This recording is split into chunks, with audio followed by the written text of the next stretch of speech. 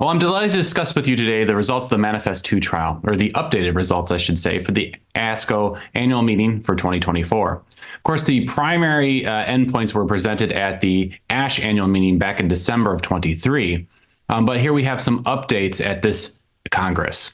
The primary endpoints for this trial was SVR 35 at week 24. And as presented in December of 23, we saw that the combination of Pelabresib plus Ruxolitinib outperformed Ruxolitinib plus placebo for that endpoint. So this is a positive trial for its primary endpoint. I can't overemphasize that enough. This is a positive, prospective, randomized phase 3 registration trial for the for the primary endpoint.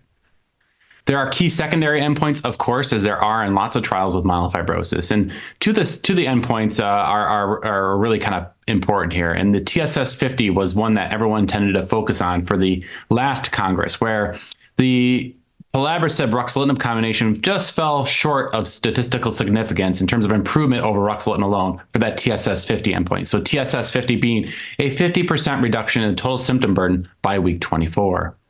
And so I think that is really where the controversy started to emerge. Positive for its primary endpoint, but kind of fell short a little bit on a secondary endpoint.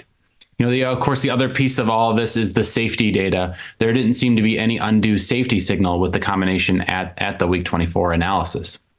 So we have a little bit more data here presented at ASCO. A similar abstract will be presented at the European Society of Hematology meeting as well in June.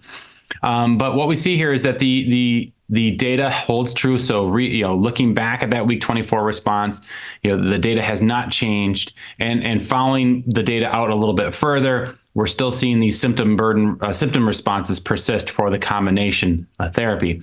And we're going to need some more time. We're going to need at least another 6 to 12 months of follow-up to see probably what is more important than the primary endpoint is the durability of response. So we talk about spleen volume response. It's important for a number of reasons. One, it makes patients feel better, but two, it correlates with survival in patients treated with JAK inhibitors. So more and sustained spleen response correlates with better survival.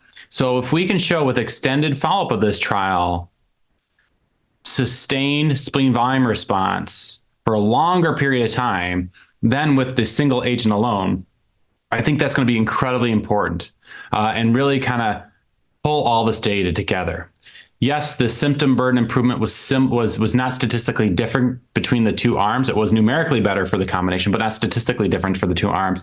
And honestly, at the end of the day, what that tells us is Rux does a really good job at treating symptoms. It doesn't tell us that the combination, it's not knocking our socks off in terms of symptom burden improvement, but it just tells us again that Rux does a very good job at doing this. But to me, the sustained responses, I think, are going to be incredibly important as we go forward with this analysis. In terms of safety data, the follow-up safety data was very, very similar.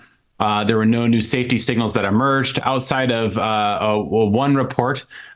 This was actually picked up in a news outlet a few weeks ago, that there seemed to be an increased number of progression to accelerated blast phase disease seen in the combination arm versus the placebo plus Ruxolitinib arm. So very small numbers. We're talking a couple % of each of the groups, but there's numerically more patients who progress to accelerated blast phase treated with the combination as compared to placebo plus Ruxolitinib. And so there was a worry that maybe something in this combination is leading to an increased transition into accelerated blast phase, a very aggressive form of this disease. However, I want to emphasize that these numbers are incredibly tiny, just a handful of patients, and it could be a random chance alone that we found this imbalance. Moreover, we need to go back and look at those patients very closely. Were they always destined to do this? Did they have high-risk mutations?